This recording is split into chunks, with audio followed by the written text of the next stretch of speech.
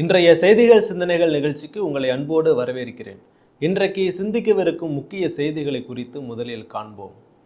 மாநகராட்சி பேரில் மெரினாவில் பார்க்கிங் கொள்ளை அமல்படுத்தி வந்த தனியார் தொலைக்காட்சி.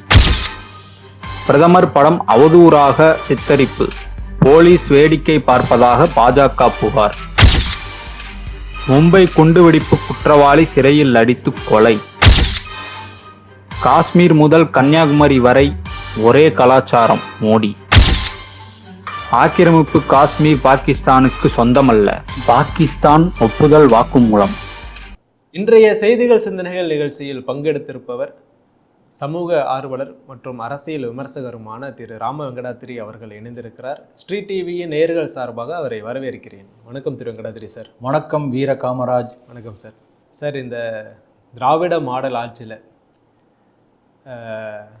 பல இடங்களில் லஞ்ச லாவண்யம் கொளித்து இருக்கிறது அப்படின்னு பார்த்துருக்கோம். கையூட்டு அப்படிங்கிறது எல்லா இடத்துலையும் எல்லா அரசு அலுவலகங்களிலும் இது கையூட்டு பெறப்படுகிறது அப்படின்னு பலவேறு செய்திகளை நம்ம பார்த்துருக்கோம். அது அரசு அலுவலகங்களாக இருந்தாலும் சரி, இல்லை அரசே நடத்துகிற டாஸ்மாகாக இருந்தாலும் சரி, எல்லா இடங்கள்லையும் அது அப்படி தான் இருக்குது.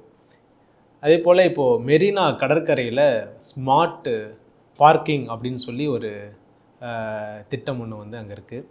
அதில் நமது அருகாமையில் இருக்கக்கூடிய ஒரு மாநிலத்திலிருந்து ஒரு டெம்போ ட்ராவல் ஒன்று அங்கே சுற்றுலா பயணிகள் வந்திருக்கக்கூடிய அந்த டெம்போ ட்ராவல் வந்திருக்கு. அப்போது மெரினாவில் ஒரு டீ குடிக்கிறதுக்காக ஒரு 10 நிமிஷம் நிறுத்திட்டு டீ குடிக்கலான்னு போயிருக்காங்க. உடனே அந்த டெம்போ ட்ராவலை சுற்றி ஒரு 4-5 பேர் கொண்ட அந்த கும்பல் சுற்றி இருக்கு. என்ன அப்படின்னு கேட்டால், இங்கே பார்க் செய்யக்கூடாது, பார்க் செய்யணும் அப்படின்னா நீங்கள் டோக்கன் வாங்கணும், அதற்கு எவ்வளோ அப்படின்னு கேட்கும்போது 300 ரூபாய் அப்படின்னு சொல்லியிருக்காங்க. அவங்களுக்கு அப்படியே தூக்கி வாரி போட்டிருக்கு. ஏன்னா 10 நிமிஷத்துக்கு ஒரு டீ குடிக்கிற கேப்புக்கு 300 ரூபாய் தரணுமா அப்படின்னு கேள்வி கேட்க போகும்போது, உடனே அங்கே இருந்த அவர்கள்லாம் பார்த்தீங்கன்னா அங்கே இருக்கிற ஒரு கூலிப்படை மாதிரியே அந்த நபர்கள்லாம் அங்கே இருக்கிறாங்க. உடனே அங்கே அந்த டிரைவரை போட்டு அடிச்சிருக்காங்க. அவர் கண்ணெல்லாம் ரத்தமாக வலிஞ்சிருக்கு, அந்த அளவுக்கு ஆகிருக்கு. அதுக்கப்புறம் போலீஸ்கார் வர்றாரு, அவங்களுக்குள்ள என்ன பிரச்சனை அப்படின்னு கேட்டு விசாரிக்கிறாங்க. அதன் பிறகு இந்த இஷ்யூ ஒரு ஊடகவியலாளருக்கு தெரிய வருது. அவர் போய் அங்கே கேள்வி எழுப்புறாரு. அப்போ தான் ஒரு முக்கியமான விஷயம் தெரிய வருது. அந்த டெண்டருக்கு காலாவதியாகி 1 மாதம் ஆயிடுச்சு.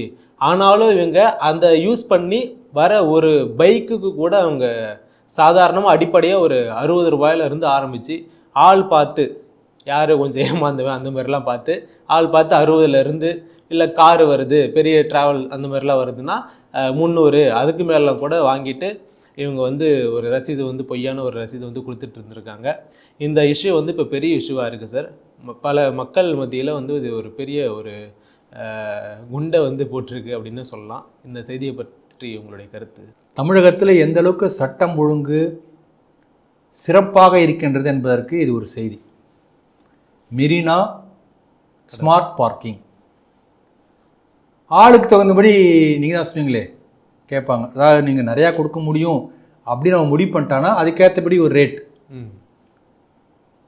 ஹிந்திக்காரன் வந்தால் வேறு ரேட், ஆந்திராக்காரன் வந்தால் வேறு ரேட், மெட்ராஸ்காரன் வந்தால் வேறு ரேட்டு.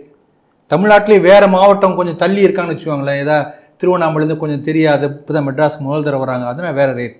அப்படி ஆளை பார்த்து அப்பப்போ ரேட் மாறிட்டே இருக்கும்.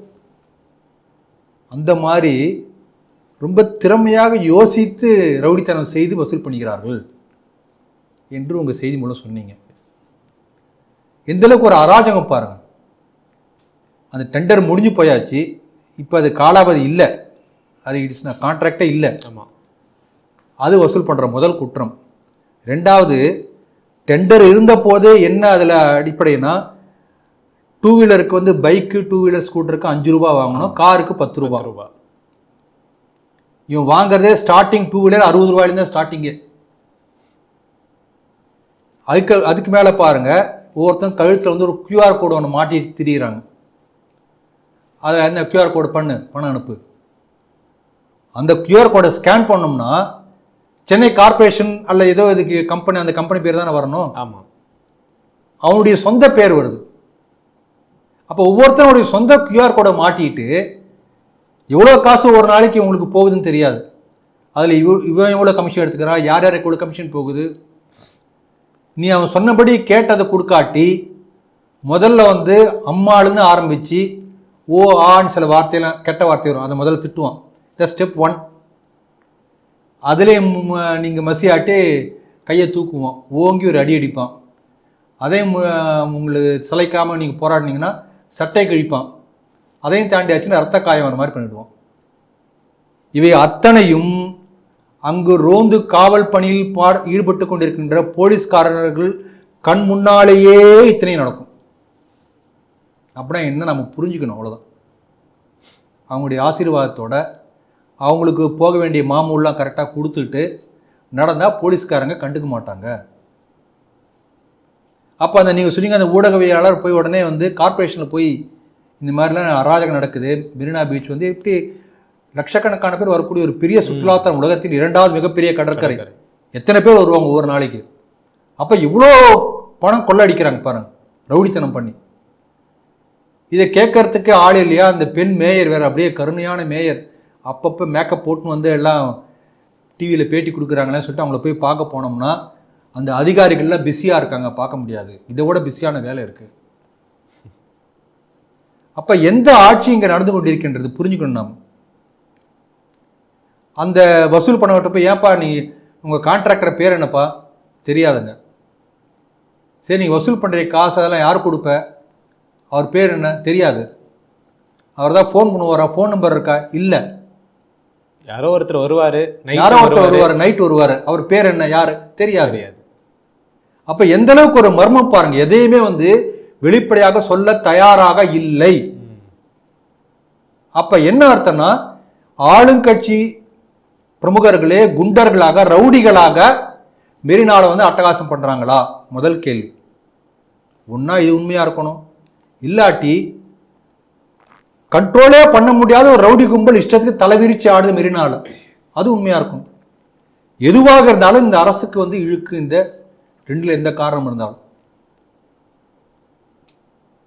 இதில் நீங்கள் பார்த்தீங்கன்னா அந்த திமுகவினுடைய ஊழல் வரலாறு, அதனுடைய முதல் ஊழல் கதை சொல்கிறேன், அதுவே டிக்கெட்டு தான். முதல்ல அண்ணாதுரை திமுக ஆட்சி அமைக்கிறாரு, முதலமைச்சர். அப்போ பொதுப்பணித்துறை அமைச்சராக இவருடைய நம்முடைய இந்நாள் முதலமைச்சருடைய அப்பா கருணாநிதி அவர்கள், அவங்க தான் அப்போ பொதுப்பணித்துறை அமைச்சர்.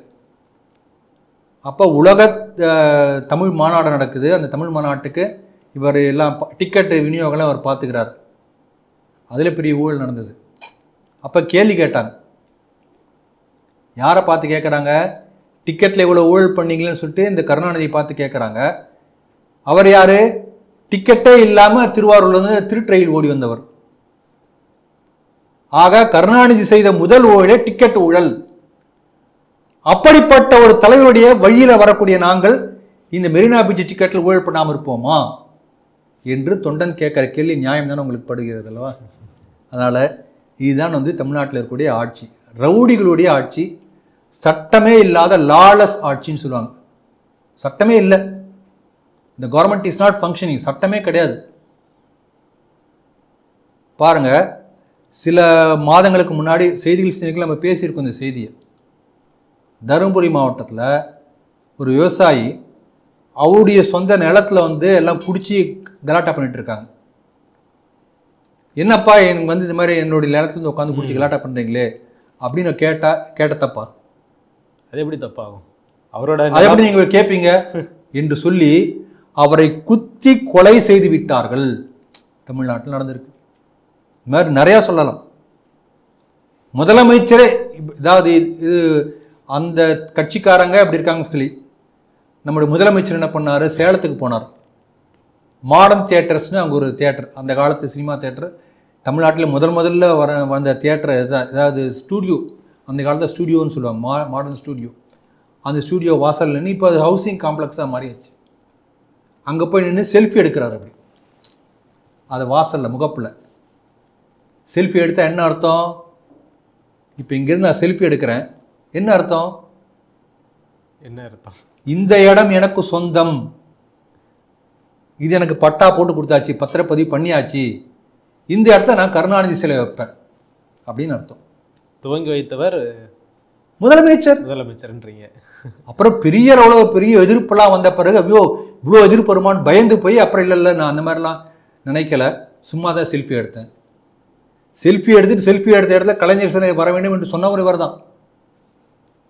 ஆகவே ரவுடித்தனத்துக்கு முன்னோடிகளாக இப்போ உள்ள முதலமைச்சர், அவருடைய அப்பாவா இருந்த முன்னாடி உள்ள முதலமைச்சர், இப்படிப்பட்ட ஒரு நீண்ட பாரம்பரியம் தொடர்ந்து வந்து கொண்டிருக்கின்றது.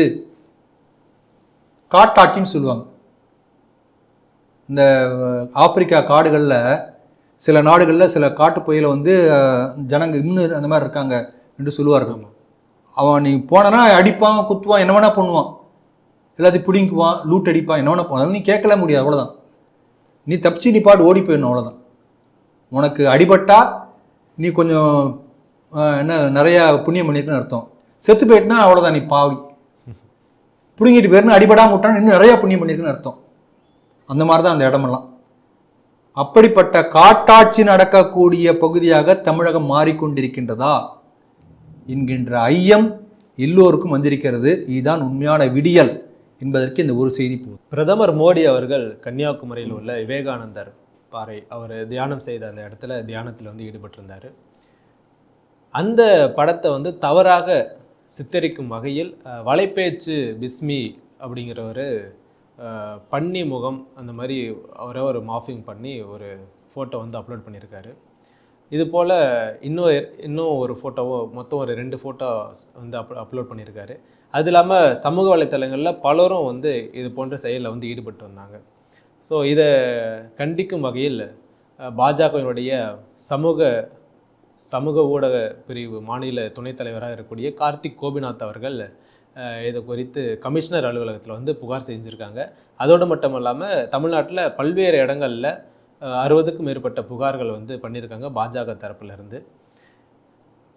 அப்படி புகார் பண்ணியும் கூட அந்த வலைப்பேச்சு பிஸ்மி மற்றும் இன்னும் சிலர் அவர்கள் மீது நடவடிக்கை எடுக்காமல் காவல்துறையினர் வந்து கட்டுப்பட்டிருக்கிறது அப்படின்னு சொல்லி மீண்டும் கார்த்திக் கோபிநாத் அவர்கள் ஒரு கோரிக்கை வந்து வச்சுருக்காங்க. இந்த செய்தி எப்படி பார்க்குறீங்க?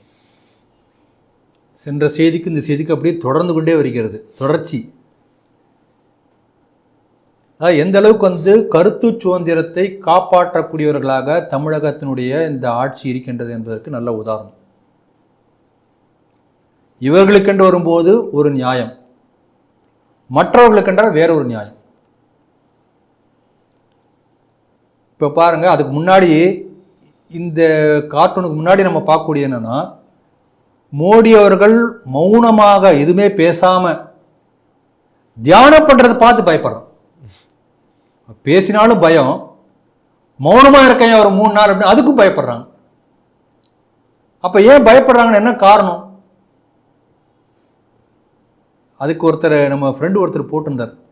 அந்த காலத்தில் அந்த பெரிய பெரிய ஞானிகள் முனிவர்கள்லாம் தவம் பண்ணும்போது ராட்சசர்கள்லாம் பயந்து போய் வந்து இப்படியா இந்த மௌனத்தை இந்த தவத்தை கெடுக்கலாம் முயற்சி பண்ணுவாங்க. புராணத்தில் இப்படி பல இன்சிடென்ட் வரும். எனக்கு அந்த சம்பவம் நான் ஞாபகத்துன்னு சொல்லியிருக்காரு. இப்போ வேற என்ன பண்ணியிருக்காரு, ஒரு பன்றியுடைய முகத்தை போட்டு மிச்செல்லாம் பிரைம் மினிஸ்டருடைய உடம்பு அப்படியே போட்டு மார்பிங் பண்ணி அதை கிண்டல் பண்ணியிருக்காரு. பன்றி ஒன்றும் அவங்களுக்கு கேவலமானது பன்றி, ஆனால் நமக்கு ஒன்றும் நம்ம கேவலமாக நினைக்கல. வராக அவதாரமே இருக்கு. இப்போ உள்ள கால கணக்கு நம்ம பார்க்கும்போது யூனிவர்சல் கிளாக் என்று சொல்கிறோம். அதில் வந்து இந்த உலகம் தோன்றி எத்தனை வருடங்கள் ஆகினது, அதில் வந்து உயிர்கள் தோன்றி எத்தனை வருஷம் ஆச்சு, இதெல்லாம் கணக்கு இருக்கு.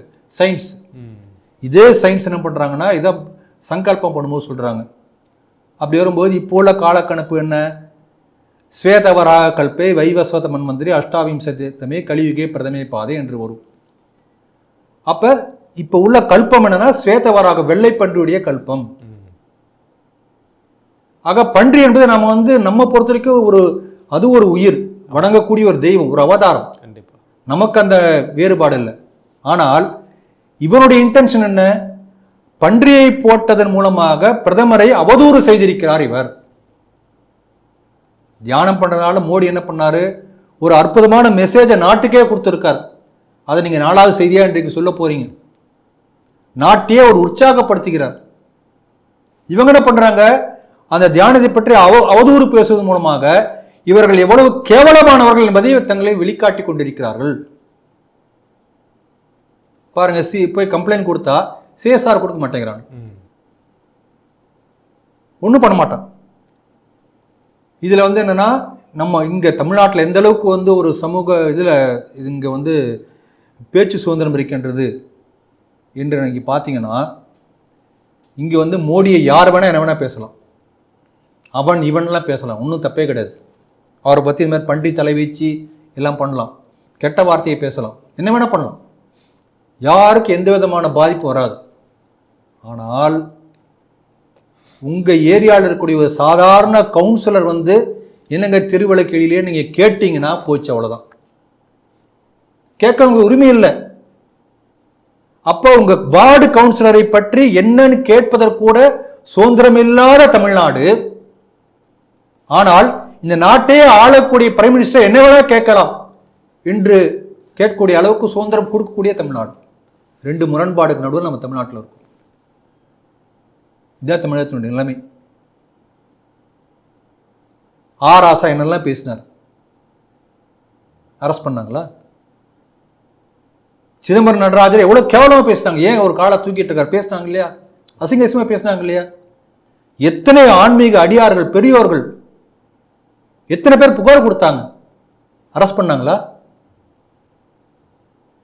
இங்க பாவம் அந்த பிஜேபியில் ஒரு அம்மா சௌதாமணின்னு பேர், அவங்க ஏதோ ஒரு ட்வீட் ஒன்று ரீட்வீட் பண்ணியிருக்காங்க, உடனே தூக்கி உள்ள வச்சுட்டான். மாரிதாசை தூக்கி உள்ள வச்சாங்க. இந்த சவுக்கு சங்கர் முதல்ல அவர் அரெஸ்ட் பண்ணப்ப எதுக்கு தெரியுமா அரெஸ்ட் பண்ணாங்க? ஸ்டாலினை ஒருமையில பேசிட்டாராம், அதுக்கு தான் முதல்ல அரெஸ்டே. அதன் பிறகு ஒன்றா கேஸ் போட்டு கஞ்சாவை கொண்டு பிடிச்ச மாதிரி அடுத்த ஒரு கேஸை போட்டு குண்டர் வழக்கில் போட்டு இங்கே உள்ள 2ஆம் கட்ட 3ஆம் கட்ட 4ஆம் கட்ட தலைவரெல்லாம் மோடி வந்து டா டே டீன்னு பேசுவானா, உரிமையில பேசுவானா, அது கொண்டு பண்ண மாட்டாங்களாம். ஒரு தடவை வந்து ஸ்டாலின் ஒருமையில பேசியாச்சுன்னு உள்ள தூக்கி வை, குண்டர் சட்டம் பாயும். இதுதான் தமிழகத்தில் இருக்கக்கூடிய கருத்து சுதந்திரம். ஒரு வசனம் ஒன்று சொல்றேன் கேளுங்க. இம் என்றால் சிறைவாசம், ஏன் என்றால் வனவாசம். கேள்விப்பட்டிருக்கீங்களா? இந்த வசனத்தை அடிக்கடி எதிர்கட்சிகளை மற்றவர்களை திட்டுவதற்காக கருணாநிதி யூஸ் பண்ணுவார். பல பேர் என்ன நினைப்பாங்க, கருணாநிதியுடைய வசனம் நினைச்சிட்டு இருப்பாங்க. கருணாநிதி வசனம் இல்லை, எல்லாம் திருடி ஸ்டிக்கர் ஒட்டுறதானே திமுக குடும்பத்துடைய கதையே அப்படிதானே. பாரதியார் 5ஆம் ஜார் மன்னர் ரஷ்யாவில் வந்து யாருக்கு வந்து பேச்சு சுதந்திரமே இல்லாமல் நசுக்கப்பட்ட போது அந்த மக்களுடைய நிலைமையை பார்த்து எழுதிய பாட்டு இது. இன்னைக்கு கிட்டத்தட்ட அதே நிலைமை.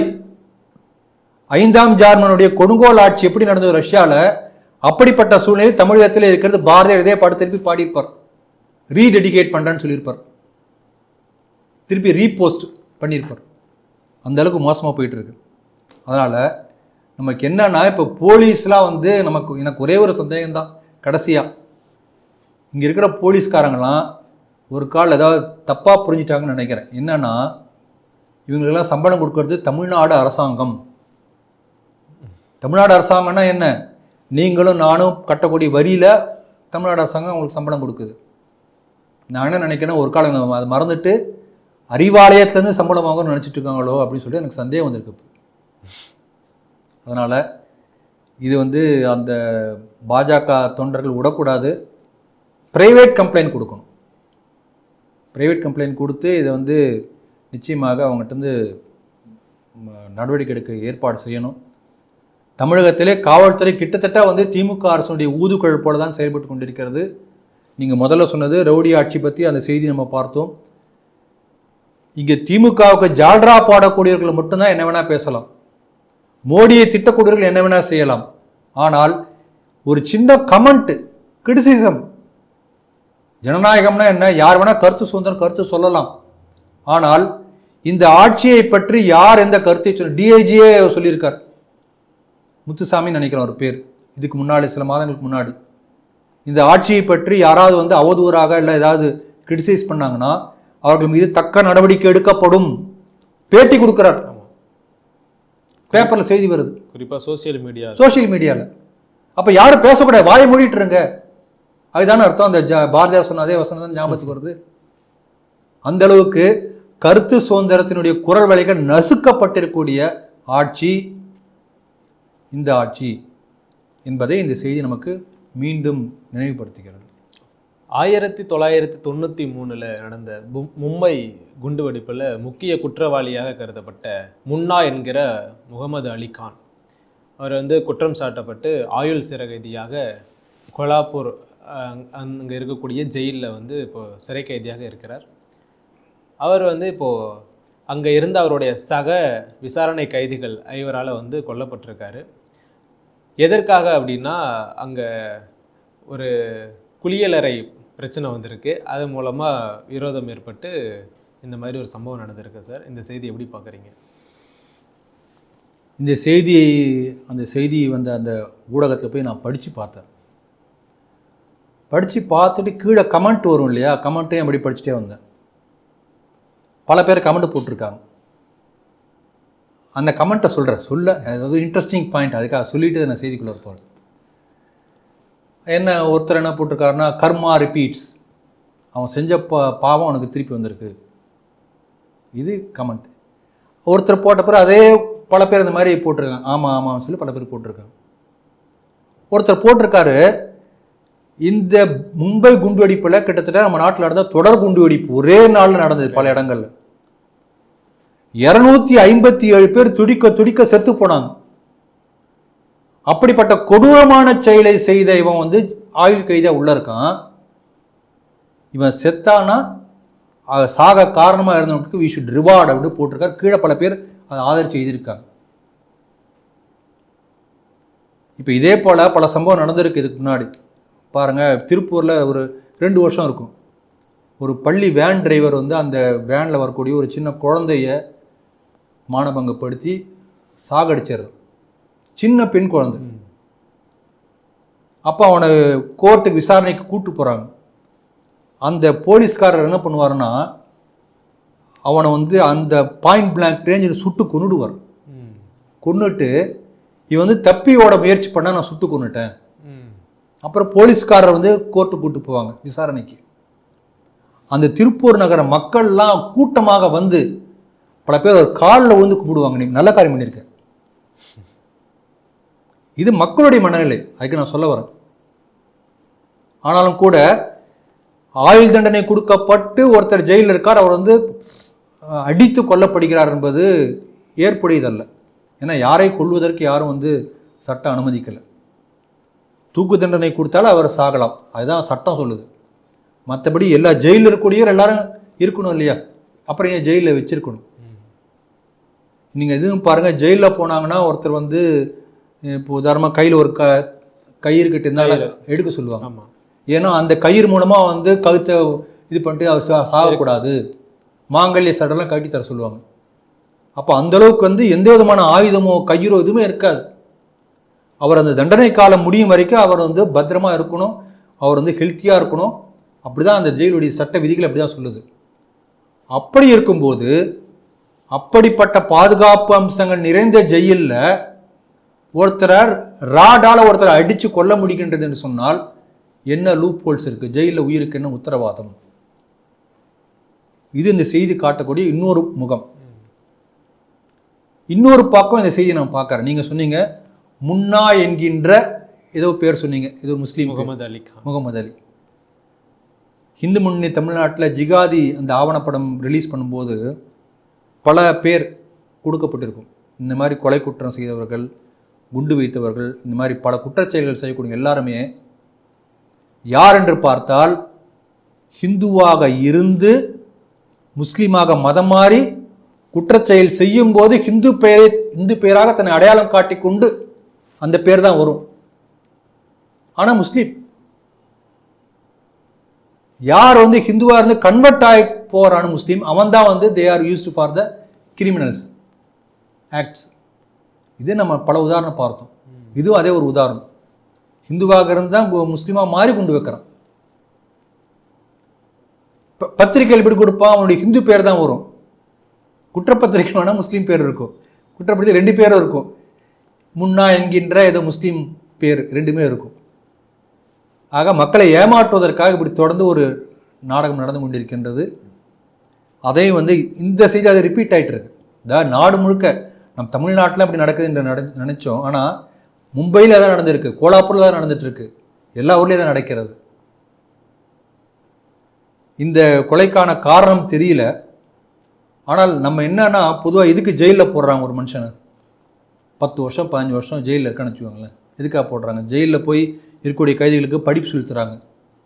மேற்படிப்பு படிக்கலாம், டிகிரி முடிக்கிறான், பிஜி முடிக்கிறான். அவங்களுக்கு அப்பப்போ போய் சில ஆன்மீக இவங்களாம் அவங்க பிரசங்கம் நடக்கும். இதெல்லாம் ஏன் பண்ணுறாங்க? திருந்துவதற்கான ஒரு வாய்ப்பு. வெளியில் இருக்கும்போது திருப்பி அவன் தொடர்ந்து குற்றச்செயல் செய்யக்கூடிய ஒரு சூழ்நிலை ஏற்படும். உள்ளே போய் ஒரு அறைக்குள்ளே உட்கார்ந்து இருக்கும்போது நீ அப்படியே இருக்கும்போது ஒன்று நினச்சி பார்ப்பேன், reform. The jail is to make reforms. எல்லா மனிதர்களும் அமைதியாக தனிமையில் இருக்கும்போது யோசித்து பார்ப்பாங்க, நல்லவனாக மாறுவாங்க. அதுக்கான ஒரு இடம் தான் ஜெயில். அப்படிதான் அரசாங்கம் பார்க்கிறது, சட்டம் அப்படி தான் பார்க்கிறது. ஆனால் அப்படிப்பட்ட ரிஃபார்ம் ஆக வேண்டிய ஜெயில், அந்த ரிஃபார்ம் நடந்திருக்கா பாருங்க, இல்லை, அடிச்சு கொள்ற அளவுக்கு தான் இருக்கு. அப்போ ஜெயில் எதுக்கு இருக்கோ அதுக்கான இதே செயல்படலன்னு நம்ம பார்க்குறோம். இந்த லட்சணத்தில் தமிழ்நாடு அரசு என்ன பண்ணுது? ஒவ்வொரு ஆண்டும் அண்ணாதுரை பிறந்த நாளோ நினைவு நாளோ வந்தாச்சுன்னா ஆயுள் கைதிகளை முன் விடுதலை செய்கிறது. அவன் ரெஃபார்மே ஆகிறதில்ல, உள்ளே அப்படியே தான் இருக்கான், வெஞ்சன்ஸாக தான் இருக்கிறான், அடிச்சு கொள்ற மாதிரி தான் இருக்கான். அதான இப்போ செய்யல பார்க்குறோம். முன் விடுதலை பண்ணால் என்ன ஆகும்? முன்னால் வந்து திருப்பியும் அதே குற்றத்தை செய்வான். ஆகவே முன் விடுதலை செய்யக்கூடாது என்ற கருத்தையும் வலியுறுத்தக்கூடிய செய்தியாக இந்த செய்தியை நான் பார்க்கிறேன். பிரதமர் மோடி அவர்கள் 3 நாளான தியானத்தை வந்து சிறப்பாக முடித்துவிட்டு அவர் விமானத்திற்கு செல்லும்போது ஒரு 3 மணி நேர அளவில் ஒரு சிறப்பான ஒரு கட்டுரையை வந்து எழுதியிருக்காங்க. அதில் குறிப்பாக ஒரு விஷயத்த சொல்லியிருக்காங்க, காஷ்மீரில் இருந்து கன்னியாகுமரி வரை ஒரே கலாச்சாரம் தான் அப்படின்னு சொல்லி எழுதியிருக்காங்க சார். அந்த கட்டுரை நீங்களும் படிச்சிருப்பீங்க, அதில் உங்களுடைய கருத்துக்களை வந்து சொல்லுங்கள். அந்த விவேகானந்தர் பாறையில் நரேந்திரன் என்கின்ற விவேகானந்தர் 3 நாள் தவம் இருந்தார். அதே விவேகானந்தா பாறையில் நரேந்திர தாமோதர தாஸ் 3 நாட்கள் தவம் இருந்திருக்கிறார். ரெண்டுமே 3 நாள். ஒரு பெரிய திருப்புமுனையை ஏற்படுத்தக்கூடிய 3 நாட்கள்.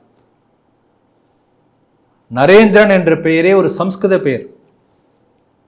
நீங்கள் பெரிய சம்ஸ்கிருத ஸ்காலர், உங்களுக்கு நான் வந்து உங்கள் முன்னால் பேசுகிறேன்னு தப்பாக நினச்சிக்காதீங்க. நராணாம் இந்திரக இதி நரேந்திரக, சரியா நான் சொன்னது? அப்போ என்ன அர்த்தம்னா மக்கள் தலைவன். பிறக்கும் போது எங்கள் அப்பா பேர் வச்சுட்டார் மக்கள் தலைவன். அந்த காலத்தில் யோசனை பண்ணிட்டார் போல் இருக்கு.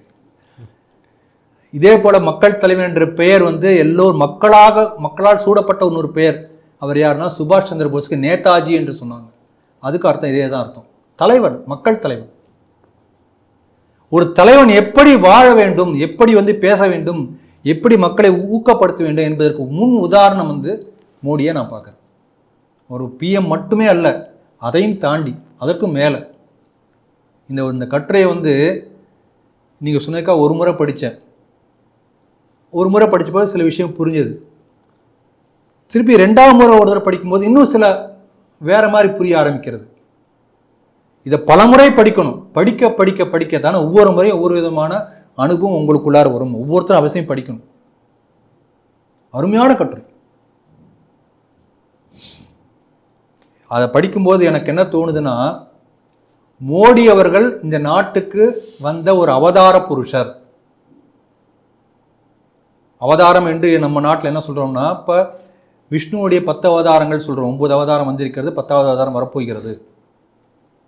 அது தவிர இந்த நாட்டுக்கு எப்போதெல்லாம் ஆபத்து ஏற்படுமோ, இந்த கலாச்சாரத்துக்கு, இந்து தர்மத்துக்கு எப்போதெல்லாம் ஆபத்து ஏற்படுமோ, அப்போது இந்த கலாச்சாரம், இந்த தர்மம், இந்த பண்பாடு தன்னை காத்துக்கொள்வதற்காக தானே ஒரு அவதார புருஷனை தோற்றுவிக்கும். அப்படி தோன்றிய அவதார புருஷன் தான் வீர சிவாஜி. அப்படிப்பட்டவர் தான் விவேகானந்தர். அந்த வரிசையில் நான் மோடியை பார்க்கிறேன். இந்த நாட்டை காக்க வந்த ஒருத்தராக பார்க்குறேன். அந்த கட்டுரை படிக்கும்போது வேற எனக்கு எதுவும் தோணவே இல்லை. அந்த இவர் போய் தவம் இருந்ததை பற்றி பல கட்டுரைகள் செய்தித்தாளில் வந்திருக்கு. கடைசியாக ஒரு ஆங்கில கட்டுரை ஒன்று படித்தேன். எப்படி இந்த விவேகானந்தர் பாறை வந்து பற்றி முழுக்க கட்டுரைகள்லாம் போட்டிருந்தாங்க. அதில் ஆர்எஸ்எஸ் விவேகானந்தருடைய நூற்றாண்டு விழா வருகிறது. நூற்றாண்டு விழாவை எப்படி கொண்டாடலாம் என்று சொல்லி ராமகிருஷ்ணா மட்டில் பல பெரிய முயற்சியெல்லாம் எடுக்கிறாங்க. அப்போ தமிழக ஆர்எஸ்எஸ் சேர்ந்தவர்கள் என்ன பண்ணுறாங்கன்னா, தமிழக கன்னியாகுமரி சேர்ந்தவங்களாம் வந்து சொல்கிறாங்களாம் தமிழக ஆர்எஸ்எஸ் தலைவர்கிட்ட, இந்த கன்னியாகுமரியிலே விவேகானந்தர் வந்து இந்த இடத்துல 3 நாட்கள் தவம் இருந்தார். அந்த 3 நாட்கள் தவம் இருக்கும்போது அவர் மனசுல ஒரு பெரிய திருப்புமுனை ஏற்படுகிறது. இவ்வளவு உயர்வாக இருந்த நம்ம நாடு எப்படி வீழ்ச்சி அடைந்தது, அதை பற்றி யோசனை பண்றார். அவர் ஒரு பெரிய வாழ்க்கை திருப்பத்தை மாற்றத்தை ஏற்படுத்துகிறது விவேகானந்தர் பாறையில் அவர் ஏற்படுத்திய அந்த 3 நாள் தவம். ஆகவே அப்படிப்பட்ட ஒரு கன்னியாகுமரி அன்னை ஒற்றைக்கால் என்று தவம் செய்த பாறை அது. அந்த இடத்துல விவேகானந்தருக்கு ஒரு மண்டபம் கட்டுவதுதான் நூற்றாண்டு விழாவை சரியான முறையில் கொண்டாடுவதாக அமையும் என்று சொல்லி சொன்ன உடனே அதை ஏற்றுக்கொண்டு அதன் பிறகு ஆர்எஸ்எஸ் முனைப்பெடுத்து கட்டுகிறது. அந்த முழு வரலாறு வந்திருக்கிறது. என்னென்ன தடைகள் வந்தது அதெல்லாம் ஏற்கனவே நாம் பேசியிருக்கிறோம். ஆகவே அந்த 3 நாட்கள் ஒரு வாழ்க்கையில் ஒரு பெரிய மாற்றத்தை உலகத்துக்கே ஒரு விவேகானந்தர் யார் என்பதை காட்டி கொடுத்தார். அது வரைக்கும் வந்து ஒரு சாதாரண ஒரு துறவி அங்கங்கே போயிட்டு இருந்தார். அவர் வாழ்க்கை பாதையை மாற்றியது மிஷன் ஆஃப் ஹிஸ் லைஃப். அங்கே அதுக்கான விதை அங்கே தான் அவருக்கு கிடைக்கிறது. அப்படிப்பட்ட பவர்ஃபுல் ப்ளீஸ். அந்த இடத்துல 3 நாட்கள் இதே போல் தவம் இருந்திருக்கிறார் மோடி அவர்கள். ஆகவே ஒரு பெரிய மாற்றம் வரப்போகிறது அப்படி எனக்கு வந்து தோணிது. அந்த கட்டுரையில் ஒரு குறிப்பாக சொல்லியிருக்கிறது என்னென்னா, நீங்கள் சொன்னது போல் அங்கே போய் உட்கார்ந்துருக்கும்போது அந்த கிட்டத்தட்ட 200க்கும் மேற்பட்ட கூட்டங்கள், ரோட் ஷோ, லட்சக்கணக்கான கோடிக்கணக்கான மக்களை நேரில் பார்க்குறார், பெண்களை பார்க்குறார், குழந்தைங்களை பார்க்குறார். அவங்க அத்தனை பேருடைய முகமும் வந்து போகுது. நம்மளுடைய ரீச் கம்மி தானே, நம்ம எத்தனை பேரை பார்க்க போகிறோம்? மோடி அவர்கள் எத்தனை லட்சம் பேரை பார்த்துருப்பார் இந்த 200 பொதுக்கூட்டங்கள்லேயே. அந்த அனுபவத்தை முழுக்க தொகுத்து என்ன பண்ணுறாருன்னா ஒரே வரியாக சொல்கிறார், காஷ்மீர் முதல் கன்னியாகுமரி வரை ஒரே நாடு, ஒரே அடையாளத்தை நான் பார்க்க முடிகிறது. தன்னுடைய சொந்த அனுபவத்தை சொன்னார். அது சொல்றார், இந்த நாடு வடக்க வந்து சிவன் தெற்க பார்த்து உட்கார்ந்து இருக்கார், தவம் பண்ணிட்டு இருக்கார் கைலாசத்தில். இந்த குமரியில் அதே இடத்துல கன்னியாகுமரி அம்மன் சிவனை பார்த்து அவங்க தவம் பண்ணிட்டு இருக்காங்க. அப்போ we are in safe. Sivan ஒரு பக்கம் பார்க்குறாரு, அம்மன் பார்க்குறாங்க, ரெண்டுக்கு நடுவில் நாம் இருக்கும். அப்படிப்பட்ட ஒரு தேவ பூமி இது. அதை அந்த கட்டுரையில் சொல்லியிருக்கு. இதை வந்து 2ஆம் முறை படிக்கும்போது அது புரிய ஆரம்பிக்குது. அது ஒரு பாசிங் லைனாக ஒரு லைனில் சொல்லியிருக்காரு. இன்னும் 3ஆவது படித்தா இன்னும் பல விஷயம் புரியும் போல் இருக்கு. ஆகவே ஒரு முக்கியமான அறைகோல் விடுத்திருக்கிறார். என்னன்னா 1947 நம்முடைய நாடு வந்து விடுதலை அடைந்த போது நம்முடைய நாடு சுதந்திரம் பெற்றதை பார்த்த உடனே பல நாடுகளுக்கு காமன்வெல்த் கண்ட்ரின்னு சொல்வார்கள், இந்த காலனி ஆதிக்கத்திலிருந்து விடுபட வேண்டும் என்கின்ற எண்ணத்தை, உத்வேகத்தை நம்முடைய நாடு கொடுத்தது. தொடர்ந்து இது போல பல முறை உலக நாடுகளுக்கு உத்வேகம் அளிக்கக்கூடிய நாடாக நம்முடைய நாடு இருக்கிறது. அதான் அவர் சொல்லியிருக்கார். இன்றைக்கு பாருங்க, இன்டர்நெட்ல பெரிய புரட்சி. எல்லா கடைக்கோடி மக்களுக்கும் இன்டர்நெட் போயாச்சு, பேங்க் அக்கௌண்ட் போயாச்சு. அதனால தான் யூபிஐ சாத்தியமாச்சு. அப்போ இந்த யூபிஐ பேமெண்ட் என்பது உலகத்துக்கே இந்தியா ஒரு மாடல், ரோல் மாடல். இந்த உலகத்தில் இருக்கக்கூடிய ஒவ்வொரு நாடும் மற்ற நாடுகளுக்கு, மற்ற மனிதர்களுக்கு ஒரு மெசேஜ் கொடுக்கும். அப்படி நம்ம ஒரு மெசேஜ் கொடுக்குறோம். அது என்னன்னா, இதம் நமம, என்னுடையது இல்லை என்று நினைக்கக்கூடிய வாழ்க்கை கோட்பாட்டை உலகத்துக்கு நம்முடைய நாடு கொடுத்திருக்கிறது. வெள்ளக்காரனுடைய கோட்பாடு வேற, எல்லாமே என்னது, அப்படிதான் யூரோப்பியன் நினைக்கிறான். அதனால்தான் உலகம் முழுக்க காலனி ஆதிக்கத்துக்கு வருகிறது. அந்த காலனி ஆதிக்க அந்த பீரியடு பார்த்தீங்கன்னா, அந்த ஹிஸ்ட்ரி எடுத்து படிச்சு பாருங்க. ஏதாவது ஒரு தீவு இருந்தால் தீவை போய் பிடிப்பாங்க உடனே. இன்றைக்கு கூட உலகத்தில் உள்ள பெரும்பாலான தீவுகளில் எல்லாம் வந்து கூறு போட்டு இந்த ஒரு 7 ஐரோப்பிய நாடுகளும் வச்சிருப்பாங்க. டச்சு கொஞ்சம் வச்சிருப்பான், பிரெஞ்சு வச்சிருப்பான், பிரிட்டிஷ்காரன் வச்சிருப்பான். இவங்க தான் வச்சிருப்பாங்க மேக்சிமம். அந்த மாதிரி போய் பிடிப்பாங்க.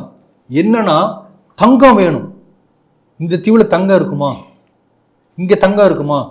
அப்போ தங்கத்தை நோக்கி ஒரு வெறித்தனமாக எந்த தீவுலாம் தங்கம் இருக்கும், தங்கம் இருக்கும், தங்கம் இருக்கும் தேடக்கூடிய வரலாறு அந்த ஹிஸ்ட்ரி எடுத்து படித்து பார்த்தீங்கன்னா தெரியும். அப்போ எல்லாம் எனக்கு வேணும், எல்லாம் நான் கொள்ளையடிக்கணும், நான் கொள்ளையடிக்கிறதா எனக்கே சொந்தம் என்று கருதக்கூடிய மெசேஜ் தான் European countries has given to the world. ஆனால் நான் எனக்காக இல்லை, உங்களுக்காக நான் சேவை செய்கிறேன் என்கின்ற அந்த கோட்பாட்டை கொடுத்தே நம்முடைய நாடு. தான் வித்தியாசம், western thought and Indian thought. ஒரு சின்ன உதாரணம் பாருங்க, கோவிட் வந்தது, நம்முடைய நாடு என்ன செய்தது? உலகம் முழுக்க எந்தெந்த ஏழை நாடுகள் வந்து எல்லா நாடுகளுக்கும் கோவிட் தடுப்பூசியை இலவசமாக கொடுத்தது. முன்னுதாரணம். நாம தலையெடுத்து அந்த மாதிரி பண்ணோம். அந்த மாதிரி நாம் பண்ணியிருக்காவிட்டால் என்ன நடந்திருக்கும்? இதுதான் சான்ஸ். ஃபைசர் உள்ள வந்திருப்பான். வல்லரசு நாடுகள்லாம் கோவிட் தடுப்பூசியை வைத்து அடுத்த ஒரு 30 தலைமுறைகளுக்கான சம்பாத்தியத்தை ஏழை நாடுகளுக்கு உறிஞ்சி சாப்பிட்டுருப்பாங்க. அந்த மாதிரி செய்ய முடியாது போனதற்கு காரணம் இந்தியா வைய தலைமை கொண்டு அந்த இடத்தை செயலாற்றிய காரணத்தினால் தான். ஆகவே இப்படிப்பட்ட ஒரு பெரிய ரோல் உலக அரங்கத்தில் நம்ம நாட்டுக்கு இருக்கிறது. இதுதான் அவர் சொல்லியிருக்கார். அவர் நம்ம நாடு ஒரு விகசித் பாரத், வளமோங்கிய பாரதமாக வர வேண்டும். எதற்காகனா உலகம் நல்லா இருக்க வேண்டும் என்பதற்கான வளமோங்கிய பாரதமாக இருக்கணும். அதுதான் அவர் சொல்றார், திருப்பி திருப்பி அதை சொல்ல. அது ஆழ்ந்த உள்ள இன்ஹரண்ட் மீனிங். அது ஆர்எஸ்எஸ் தலைவர் கோல்வல்கருடைய தாட் சேர்ந்து பஞ்ச் ஆஃப் தாட்ஸ் ஒரு புக் இருக்கு, ஞானகங்கை. அதில் முதல் வால்யூம் அதனுடைய கடைசி பத்தி என்ன அதில் இருக்கோ அதே தான் அவர் சொல்லியிருக்கார், இதே தான் அவர் சொல்லியிருப்பார். ஆகவே வைய தலைமை கொள்ளக்கூடிய நிலைக்கு நம்முடைய பாரத நாடு போக வேண்டும், அதற்காக கனவு காண வேண்டும் அப்படி சொல்லி ஒரு மோட்டிவேட் பண்ணியிருக்கிறார்.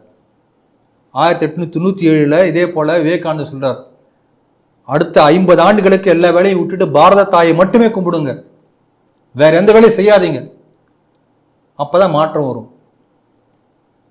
கரெக்டா அவர் சொன்ன 50வது ஆண்டுல நமக்கு சுதந்திரம் கிடைச்சிருக்கு. அதே போல அடுத்த 25 ஆண்டுகளுக்கு நம்முடைய நாட்டு முன்னேற்றத்துக்காக விகசித் பாரத், அதற்காக எல்லாம் நம்ம முயற்சி பண்ணுவோம். ஒரு புகழோங்கிய நல்ல வலிமையான பாரதத்தை உருவாக்கி காட்டுவோம் என்று சொல்லி அந்த கட்டுரையை முடித்திருக்கிறார். அதை படிக்கும்போது உண்மையிலே ஒரு மெய் சிலிர்த்தது. அதான் முதல்ல சொன்னேன், அவர் வந்து பிரதம மந்திரி மட்டுமல்ல, நமக்கு வழிகாட்டக்கூடிய ஒரு குரு, ஒரு ஆசான், தந்தை, எல்லாமே அவர் தான். இப்படிப்பட்ட ஒரு பிரதம மந்திரி இருக்கக்கூடிய காலத்தில் நாம் இருக்கிறோம் என்பதே நாம் செய்த புண்ணியம். We are blessed. ஒரு வார்த்தை சொல்லுவாங்க, தன்யன் ஆனோம் என்று சொல்லுவார்கள். ஆகவே நாமளாம் அந்த படித்ததனால் இன்னும் தன்யனாயிருக்கிறோம் என்று சொல்லி இந்த செய்தியை நிறைவு செய்கிறேன். ஆக்கிரமிப்பு காஷ்மீர் பகுதிகள் பாகிஸ்தானுக்கு சொந்தம் அல்ல அப்படின்னு இப்போ பாகிஸ்தானே வந்து வழியை வந்து ஒப்புதல் கொடுத்துருக்கேன் சார். இந்த செய்தி எப்படி பார்க்குறீங்க? நல்ல செய்தி, நல்ல மகிழ்ச்சியான செய்தியாக சொல்லியிருக்கீங்க. அதாவது கோர்ட்டில் கேஸ் வருது, ஒருத்தனை வந்து ப்ரொடியூஸ் பண்ணும் கோர்ட்டில். அப்போ ஏன் வந்து இவனை கொண்டு ப்ரொடியூஸ் பண்ணல அப்படின்னு கேள்வி கேட்குறாங்க. அப்போ என்ன சொல்கிறாங்கன்னா, அவன் பாகிஸ்தான் ஆக்கிரமிப்பு காஷ்மீர் இருக்கு இல்லையா, அந்த காஷ்மீரில் அவன் இப்போ ஒளிஞ்சிருக்கான், அங்கேருந்து நாங்கள் எப்படி கூப்பிட முடியும்? ஏன் போய் கூப்பிட்டுவாங்களே? அது எப்படி முடியும்?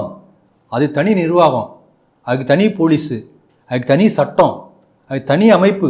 அது ஒரு ஃபாரின் நாடு மாதிரி தான். சும்மா அப்படி இருக்குது, உப்புக்கு சமானின்னு சொல்லுவாங்க இல்லையா, அந்த மாதிரி. அவங்களா அனுப்பிச்சாதான் நாங்கள் கொண்டு வந்து நிறுத்த முடியும். அதெல்லாம் முடியுமா அப்படின்னு இஸ்லாமாபாத் ஹைகோர்ட்டில் பாகிஸ்தான் அரசாங்கம் சொல்லியிருக்கு. இப்போ நம்ம கேள்வி,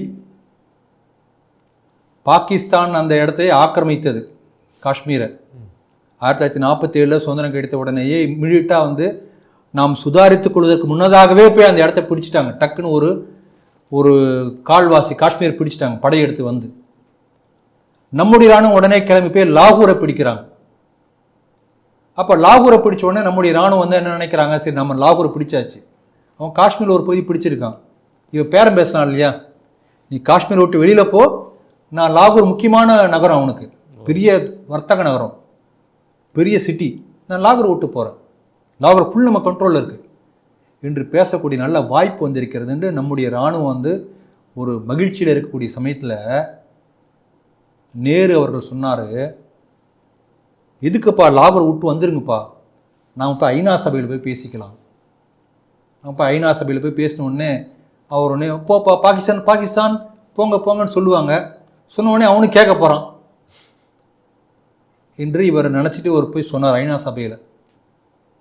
அதெல்லாம் முடியாது, முழு காஷ்மீரும் எங்களுக்கு சொந்தம் என்று சொல்லி ஐநா சபையில் பாகிஸ்தான் வந்து சொன்னாங்க. அன்னிலேருந்து இன்னைக்கு வரைக்கும் சொல்லிட்டு இருக்கான். இப்போ இது நாள் வரைக்கும் உலக அரங்கில் ஐநா சபையில் மற்ற நாடுகள்கிட்ட பேசும்போது காஷ்மீர் முழுக்க எங்களுக்கு சொந்தம் என்று பேசி வந்த பாகிஸ்தான் இன்றைக்கு இஸ்லாமாபாத் கோர்ட்டில் அந்த நாங்கள் பிடித்து வச்சிருக்கக்கூடிய காஷ்மீருடைய பகுதி வந்து அது ஒரு ஃபாரின், ஒரு அந்நிய பூமி போல, எங்களால் அங்கே ஒன்றும் செய்ய முடியாது என்று சொல்லுகின்றது என்று சொன்னால் இது என்ன அர்த்தம்? கேள்வி வருகிறது அல்லவா? இப்போ அது பாகிஸ்தான் வந்து பிடித்திருக்குது காஷ்மீர் ஒரு பகுதியில். அந்த இடத்துல பாகிஸ்தானுடைய இராணுவ தலைமையகம் ஒன்று இருக்குது, பாகிஸ்தான் இராணுவம் இருக்குது. அப்போ அது வெளிநாடுனா, வெளிநாடு போல நீ நினைக்கிறேன்னு சொன்னால் உன் இராணுவம் எப்படி இருக்கலாம்? உன்னுடைய இராணுவ கேந்திரம் எப்படி அங்கே இருக்கலாம்? நல்ல கேள்வி தானே? ஆமாம். இந்த கேள்வியை இஸ்லாமாபாத் ஹைகோர்ட் பாகிஸ்தான் அரசாங்கத்தை பார்த்து கேட்டிருக்கிறது, பதில் சொல்லல. அப்ப நான் என்ன புரிஞ்சுக்கிறேன்னா அதுக்கான பதில் வந்து 2வது பகுதியில் வர, அதுக்கு முன்னால இன்னொரு பகுதியை சொல்லிட்டு வர. இதே போல தொடர்ந்து சொல்லுகிறது அல்லவா? இதே போல ஒரு முறை ஐநா சபையில் பேசுவதற்காக வாஜ்பாய் அவர்கள் போனாங்க. எப்போனா பிவி நரசிம்மராவ் பிரைம் மினிஸ்டராக இருக்கார். அப்போ எதிர்கட்சிக்கு தலைவராக வாஜ்பாய் இருந்தார். காங்கிரஸ் கட்சியில் முக்கியமான சில அமைச்சர்கள் எல்லாம் அந்த டீமுக்கு வந்து சீனியர் மோஸ்ட் பார்லிமெண்டேரியன் வாஜ்பாய் தலைமை தாங்கி அங்கே போகிறார். அப்போ பல விஷயங்கள் பேசும்போது பாகிஸ்தான் தரப்பில் பேசும்போது அவங்க பேசுகிறாங்க, காஷ்மீர் முழுக்க எங்களுக்கு சொந்தமானது, நாங்கள் தான் எங்களுக்கு உரிமை கொண்டாடணும் என்றெல்லாம் பேசி உட்காந்துட்டாங்க. இது தரப்பா நீங்கள் என்ன பேச போறீங்கன்னு சொல்லி கேட்கணுன்னே வாஜ்பாய் எழுந்து பேச ஆரம்பிக்கிறார். அப்போ சொல்கிறாரு, ஒரு ஊருக்கு பெயர் காரணம் ஒருவருக்கு ஒரு முக்கியமான ஒரு வரலாறு இருக்கும், பாரம்பரியம் இருக்கும். இப்போ மும்பைனா மும்பை அம்மன் இருக்கிற காரணத்தால் மும்பை என்று பெயர். காஷ்மீர் என்ற பெயர் வரதுக்கு காரணம் என்னன்னா, கஷ்யப முனிவர் ஒரு ஏரியை வெட்டுகிறார். மீரம் என்று சொன்னால் ஏரி அந்த மொழியில். அப்போ கஷ்யப மீர காஷ்மீர இப்படிதான் பெயர் வருகிறது. அப்போ கஷ்யப மீரர் அவர் வந்து அந்த வெட்டிய ஏரி இருக்கு இல்லையா, அந்த ஏரியிலேருந்து கஷ்யபர் ஒரு நாள் சாயங்காலம் வந்து குளிக்கிறார். குளிச்சுட்டு சாயங்காலம் சந்தியாவந்தனம் பண்ணுவார், பூஜை பண்ணுவார். அப்படி குளிக்கிறதுக்காக என்ன பண்ணார், மேலே ட்ரெஸ்லாம் வச்சுட்டு ஒரு சும்மா கௌபீன் மட்டும் கட்டிட்டு உள்ளே போய் குளிக்க போகும்போது பாகிஸ்தான் இராணுவத்தை சேர்ந்தவர்கள்லாம் அங்கே வந்து காசிப மகரிஷி துணிகளை களவாடி கொண்டு போய்விட்டார்கள் அப்படின்னு ஐநா சபையில் பேசுகிறார் வாஜ்பாய். உடனே பாகிஸ்தான்கார தரப்பில் வந்து நாங்கள் இதை அப்ஜெக்ட் பண்ணுறோம் அப்படிங்கிறாங்க. உடனே கோர்ட்டில் குறுக்கு விசாரணை வரும் இல்லையா, உங்கள் அப்ஜெக்ஷன் என்ன சொல்லுங்க. கஷ்யப மகரிஷி வாழ்ந்த காலத்தில் பாகிஸ்தான் என்ற நாடே இல்லை, இவர் போய் சொல்றார். உடனே வாஜ்பாய் சொன்னாராம், நான் நிறைய பேசணும்னு நினைச்சேன், ஆனால் பேச வேண்டியதெல்லாம் இவங்களே பேசி முடிச்சுட்டாங்க, இன்னும் ஒரு என்ன இருக்கு நான் பேச வேண்டியது. அதனால பாகிஸ்தான் நாடே இல்லை, காஷ்மீர் உருவான போது அதுதான் நானும் சொல்றேன் அப்படி சொல்லி உட்காந்துட்டார். ஆகவே நம்முடைய நாட்டுக்கு சொந்தமான பகுதி காஷ்மீர் என்பது காலந்தொட்டு நம்ம சொல்லிக்கொண்டே வருகிறோம். இப்போ நம்ம அந்த ஃப்ளாஷ்பேக் முன்னால் அங்கே கேமரா அங்கே கொண்டு போயிடுவோம், அங்கே போவோம். இதே விஷயத்தை வந்து கிட்டத்தட்ட இதே இந்த கருத்து வரக்கூடிய விஷயத்தை வந்து யோகிஜி அவர்கள் சொன்னார். மோடி 3 வந்த பிறகு 6 மாதங்களில் பாகிஸ்தான் பிடித்திருக்கக்கூடிய POK, பாகிஸ்தான் ஆக்குபைடு காஷ்மீர் பாரதின் அங்கமாக மாறிவிடும் அவர் சொன்னார். பேப்பரில் வந்துருக்கு பாருங்க. அப்ப என்ன அர்த்தம்னா, பாகிஸ்தான் இராணுவம் அங்கே இருக்கு, பாகிஸ்தானுடைய கண்ட்ரோல் இருக்குன்னு தான் நம்ம நினைக்கிறோம். ஆனால் நிலைமை கட்டுமீறி போயிருக்கிறதோ, அதாவது உப்புக்கு இருக்கு, எப்போ வேணா காண்டி டக்குன்னு இப்படி வந்துடும் என்பது போன்ற சூழ்நிலை வந்திருக்கின்றதோ என்கின்ற ஒரு அனுமானம் எனக்கு வருகிறது. இல்லாட்டி யோகிஜி இப்படி பேசிருக்க மாட்டார். சமீபத்தில் பெரிய கலவரம், அந்த மக்கள் என்ன கேட்குறாங்கன்னா, நீ வந்து காஷ்மீரை பிடிச்ச பாகிஸ்தான், எங்களுக்கு என்ன லாபம்? இன்னொரு பக்கனுடைய காஷ்மீர் இன்னொரு போய் இந்தியாவில் இருக்கு இல்லையா, அங்கே பாருங்கள் ஒழுங்காக எலக்ட்ரிசிட்டி இருக்குது, இங்கே கரண்ட்டே கிடையாது, பெட்ரோலே கிடைக்காது. நம்ம ஊர் உள்ளது போல் 3 பங்கு 4 பங்கு 5 பங்கு விலைவாசி. அப்படி நான் முஸ்லீம் அப்படிங்கிறதுக்காக உன்னோட சேர்ந்து என்ன பிரயோஜனம்? நான் எதுக்கு இருக்கணும்? நான் இந்தியாவோட போய் சேர்ந்துக்கிறேன் என்று சொல்லி மக்கள்லாம் வீதியில் இறங்கி பெரிய அளவில் போராடி இருக்கிறார்கள். இராணுவம் வந்து அவர்களை வந்து சுட்டு இருக்கிறது நடந்திருக்கு சமீபத்தில். ஆகவே எப்போது வேண்டுமானாலும் இந்த பாகிஸ்தான் பிடித்திருக்கக்கூடிய காஷ்மீர் என்பது தானாகவே வந்து இந்தியாவோட ஒட்டி கொள்ளக்கூடிய சூழ்நிலை வந்திருக்கின்றது என்பதைத்தான் சூச்சகமாக யோகி அவர்கள் சொல்லியிருக்காங்க. ஒரு காலம் அது மாதிரி ஆச்சுன்னா என்ன ஆகும்? முதல் விஷயம், முதல் அடி வாங்கக்கூடியது சீனா தான். ஏன்னா சீனா வந்து பாகிஸ்தானை கனெக்ட் பண்ணக்கூடிய பெல்ட் அண்ட் ரோடு ப்ராஜெக்ட் பல $1 மில்லியன் கொண்டு வந்து கொட்டி போட்டிருக்காங்க. 2 பெரிய பெரிய மலைகளுக்கு நடுவில் பெரிய ரோடு போட்டு இணைக்கிறதுக்காக பெரிய முயற்சி பண்ணியிருக்காங்க. அது முழுக்க வீணாக போகும். முதல் அடி சீனாவுக்கு தான். அதே போல் காஷ்மீர் நம்மோடு இணைந்து விட்டது என்று சொன்னால் அடுத்து பாகிஸ்தான் என்பது கூடி சீக்கிரம் காலியாக போயிடும். நடக்கும். சீனாவுடைய கொட்டம் அடங்கும். இதெல்லாம் செயின் ரியாக்ஷன் மாதிரி ஒன் பை ஒன் நடக்கும் எல்லாமே. நான் எல்லாம் சின்ன வயசில் இருக்கும்போது ராமகோபாலனுடைய பேச்சை கேட்பேன். அப்போ சொல்லுவார், இந்த பிரிவினை என்பது நம்முடைய நாட்டில் வெட்டப்பட்ட இந்த பகுதிகளில் மீண்டும் ஒன்றாக சேரும், அதை நாம் கண் முன்னால் பார்க்க முடியும், பார்க்கத்தான் போகிறோம் அப்படிலாம் சொல்லுவார் அவர். அதுக்கு அகண்ட பாரதம் உருவாகும் என்று சொல்லுவார் அவர். இது வந்து நான் சொல்லலை, அரவிந்தர் 1947 அன்னைக்கு சொன்னார், நம்ம நாடு பிளக்கப்பட்ட போது சொன்னார். இந்த வார்த்தைகளை அப்படி படித்து காட்டுவார். ஆகவே வீரத்துறவி ஐயா ராமகோபாலன் அவர்கள் சொன்னது போல அகண்ட பாரதத்தை நம் கண் முன்னால் காணக்கூடிய நாள் வெகு தொலைவில் இல்லை என்பதைத்தான் இந்த செய்தி உணர்த்துகிறது. செய்திகள் குறித்த சிறப்பான சிந்தனைகளுக்கு ரொம்ப நன்றி சார். இத்துடன் செய்திகள் சிந்தனைகள் நிகழ்ச்சி முடிவடைகிறது. மீண்டும் அடுத்த நிகழ்ச்சியில் சந்திப்போம். அதுவரை உங்களிடமிருந்து விடைபெறுவது உங்கள் வீர காமராஜ். நன்றி, வணக்கம், ஜெய் ஹிந்த், ஜெய் ஸ்ரீராம்.